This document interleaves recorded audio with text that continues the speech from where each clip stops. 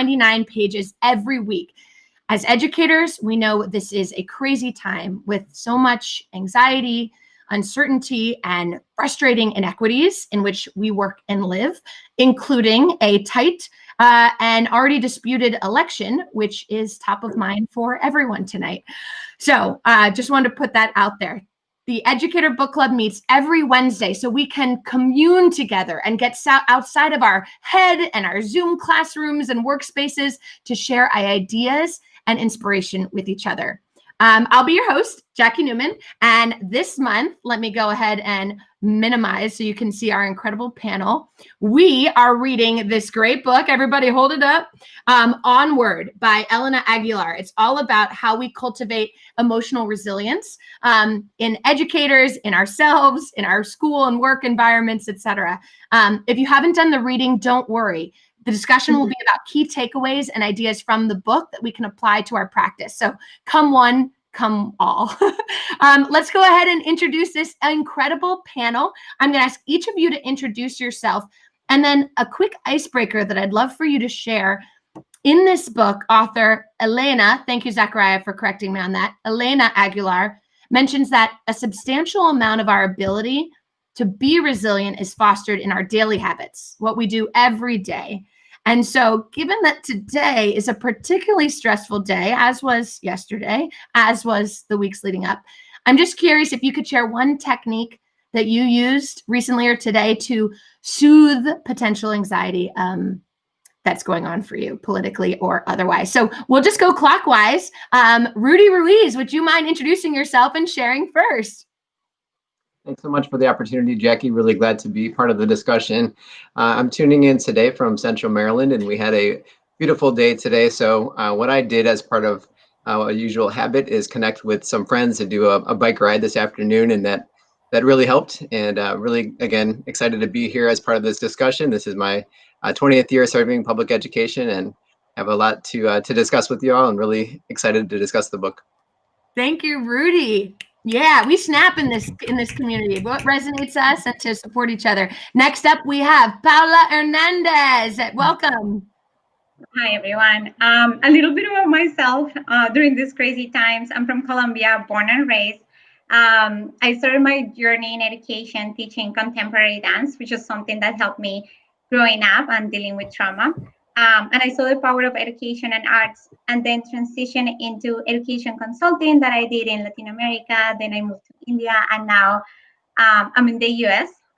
The connecting dot in this journey has been working with adult learners and helping them transition to better jobs and having a better lifestyle and work-life balance. And currently I'm working with Jackie on Edwell, which is an adventure to try to understand ways that we can support teachers and their well-being in this crazy time.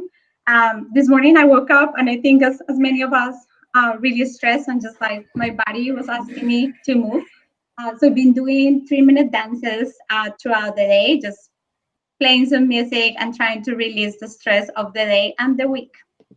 Thank you so much, Paula. Next up, we have Kendra Gray. Hey, everyone. So I have been talking a lot in true coach fashion. I definitely started talking to my colleagues today. I had the pleasure of being at my school in Baltimore City today. So I had some really cool off-the-cuff conversations just about random topics to be able to kind of get my mind at ease and others' minds at ease. And just again, if you're new to 99 Pages, I'm a literacy coach in Baltimore City, and really excited to be a part of this opportunity.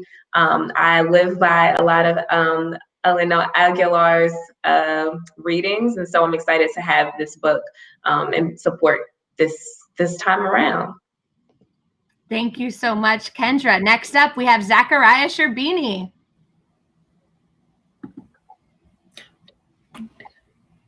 Zakaria, I think you can unmute. No worries. That might be helpful. Thank you, everyone. It's a pleasure to be here with you tonight, and thank you for taking the time to be with us here. I'm coming to you from Baltimore, Maryland. My background is in early childhood and elementary education. having first taught early childhood grades and then moved into school leadership. Currently taking a year-long sabbatical to think about what it is that I'd like to do next. Most likely education adjacent, but just taking the opportunity to connect with educators in my network and take part in fun projects like this. In terms of the wellness piece, something that I did today in particular, yesterday and today in particular, just in light of the election, is I just unplugged from media, social media, news media. So the first time that I checked the results of the election was actually this morning when I woke up, figuring that there would be some contention, some votes to still count.